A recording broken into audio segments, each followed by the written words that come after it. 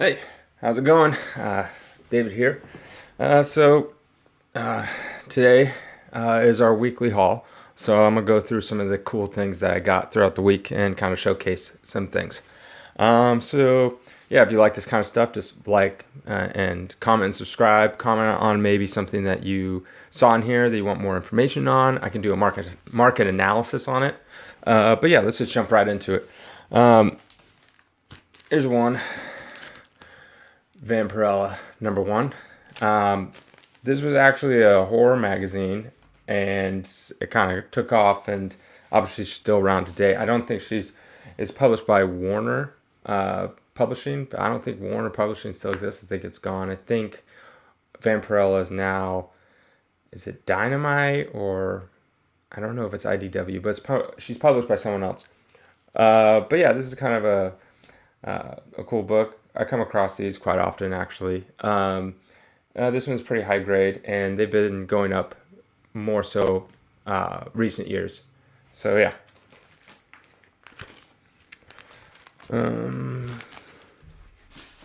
Yeah. And we got this one's kind of cool. I get this every once in a while. Showcase 22. Um, First, Hal Jordan, Green Lantern, first Silver Age Green Lantern.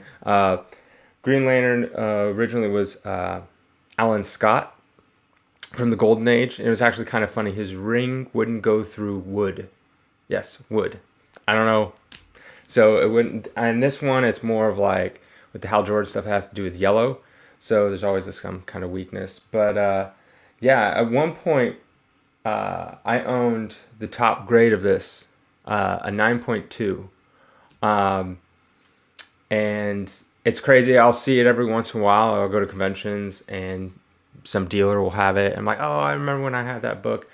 And it's kind of like, I always like, oh, I wish I would have held on to certain books. But as a dealer, it's kind of like you have to move on to the next so you can get the next thing.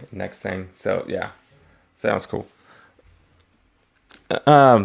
This one, it's actually two of them. Albedo 3 and 4. Now,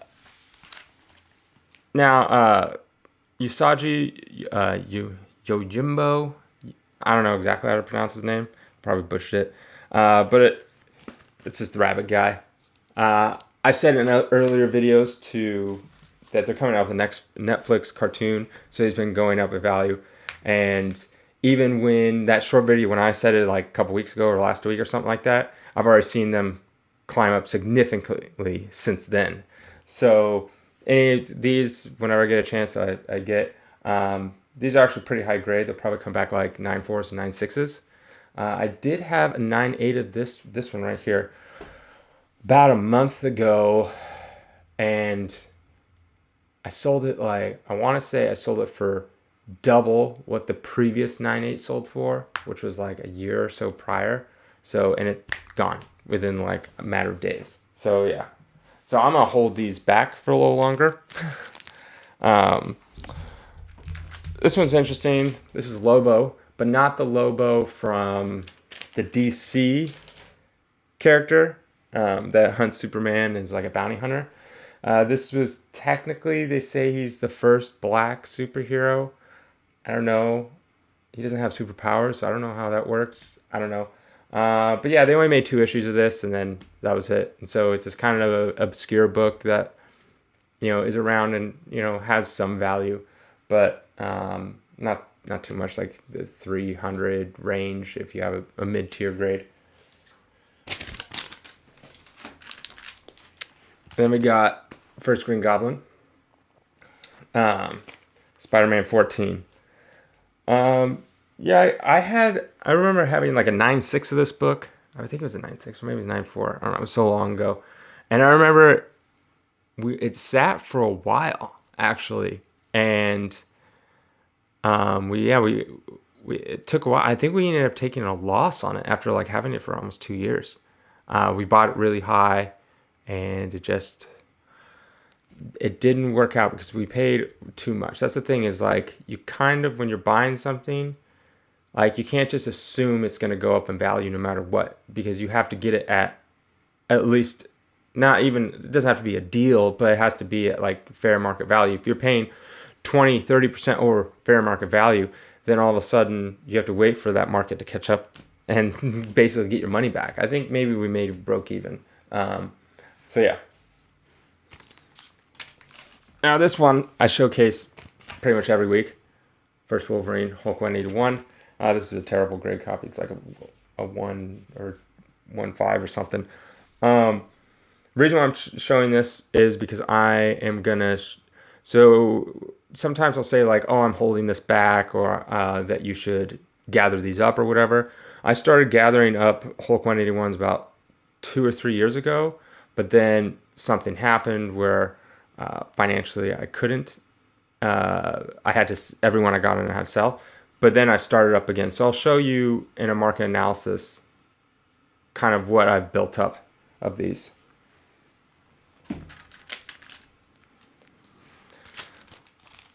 Then we got giant size Xmen #1.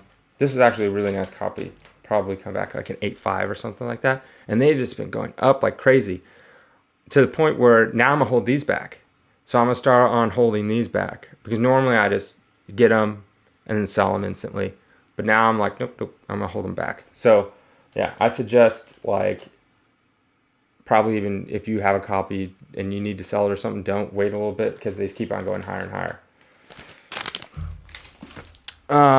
Here we go. First Harley Quinn, Batman Adventures 12. This is actually, I'm thinking will come back like a 9.8. So Harley Quinn actually wasn't in the comic books.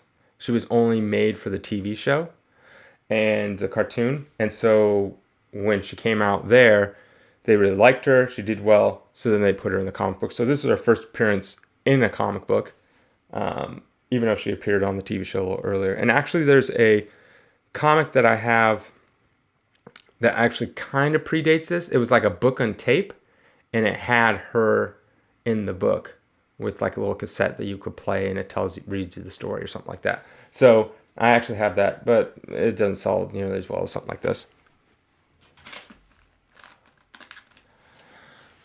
This is Race for the Moon #1.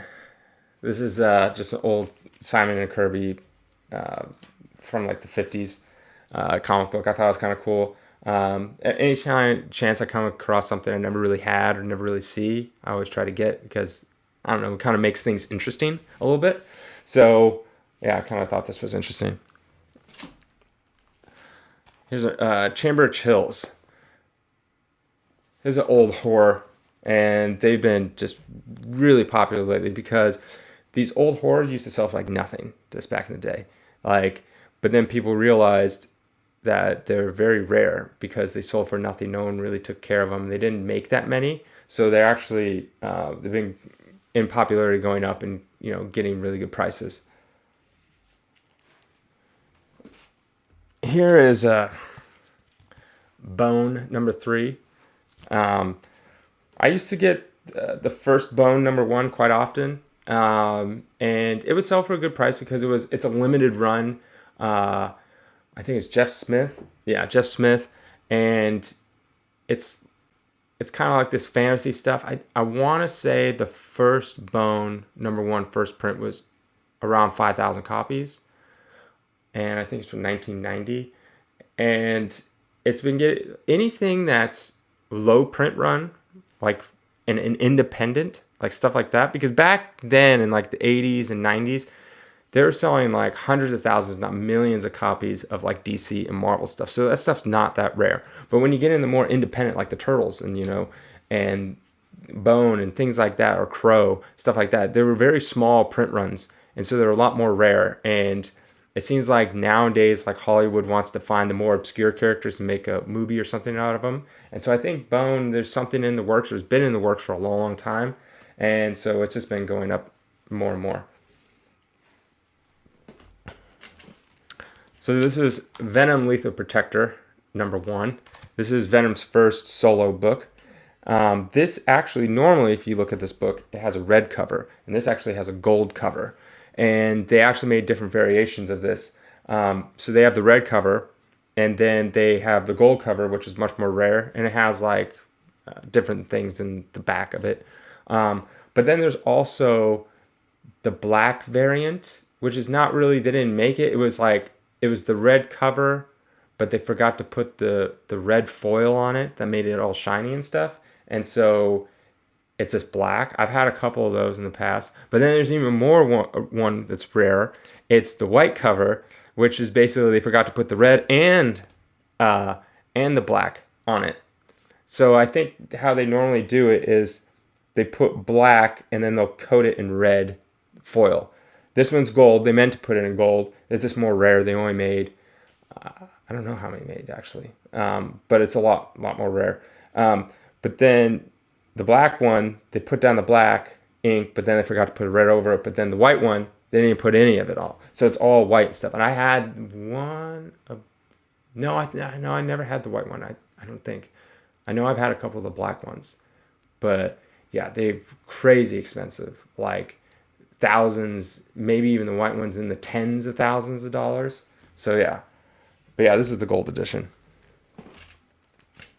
So then, so this is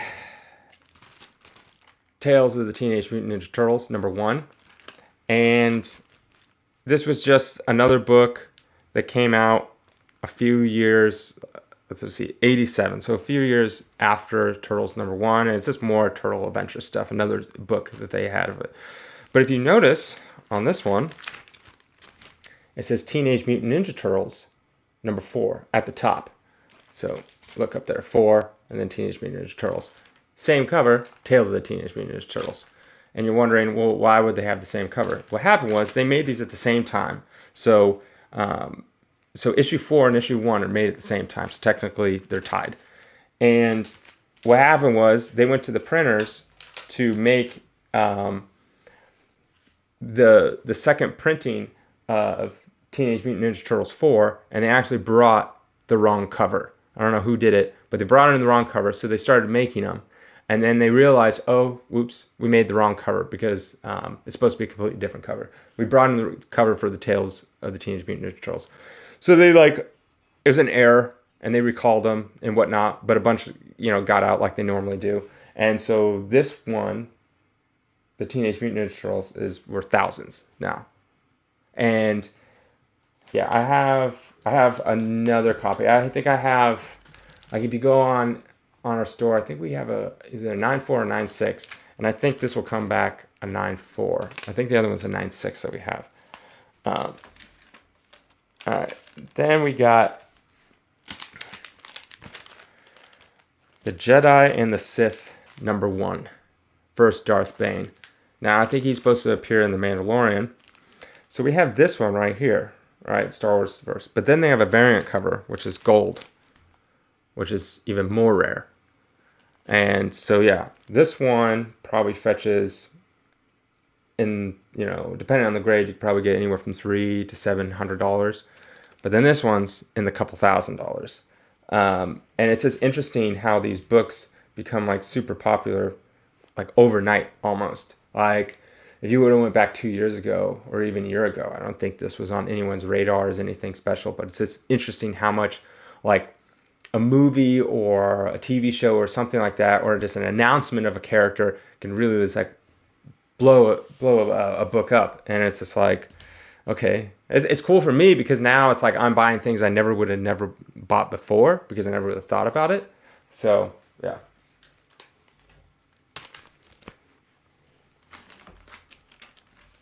And I got this variant cover of Darth Vader #3. I've been picking up these here and there. They've been going up quite a bit. And then I also got a CGC 9.8 of it as well. This one will probably come back, what did I say, like a 9.6. And then this is like a 9.8. So yeah, I just kind of want to show that. I thought the cover was pretty cool. It has Luke Skywalker on it. I think it's Luke anyways. I could be wrong, actually. I thought it was that scene from Empire Strikes Back, but I don't know. I never read it, to be honest. But yeah. So this book's been going up quite a bit. It's so whenever they have, so this one's called like a 1:25, and whenever they have that of a variant, it basically means that the person who bought the from the distributor. So basically, they bought. I think it was probably Diamond Distributor, or you can buy it directly from Marvel. They might have their own now. But when you buy from the distributor, and you say you're a comic shop owner, and you buy for your customers, say you buy 10, well, you just get 10 copies. But if you buy up to 25, you'll get this variant, and that's how the publishers like Marvel and DC encourage shop owners to buy more. And so you'll see ones that'll be like uh, it'd be like 1:50. So you'll have to buy 50 copies in order to get the special one. And they'll go as high as 500. There's a Star Wars Vader Down where it's you had to buy 5,000 copies of it, and then you got the special variant cover. And usually they do variant covers along the way. So they'll do one of 10, one of 25, one of 50, one of 100, one of 75, all different types of them to 200. It's way less common to see anything above 100. So, but that's how they encourage to inflate the numbers. Like, oh, we sold, 1 million copies of blah, blah, blah. Well, yeah, because you encourage these shop owners to get these variants because the variants have money. The shop owners just turn around and sell it. So, yeah. And then, of course, one to be complete with at least showcasing one Turtles. This is third printing, number 1. Like I said, I just buy these all the time. I have so many of them. But yeah, if you like this kind of stuff, subscribe. Comment below if there's anything that you'd like to see in more detail. I'm going to do a market analysis on one of these comics this week. And also, so a lot of people always ask me, oh, where do you get your comics? Where do you get your comics? Like, how do you get them? And I get them any means necessary. But I did get in collections, but I did get this collection that I'm going to showcase. I actually get them quite often, so I'll probably try to showcase collections more and kind of go more into detail of like how much it costs, will I even make money on it, that kind of stuff. So I have a collection that I'm going to film and put up this week as well. So stay tuned for that. All right, thanks.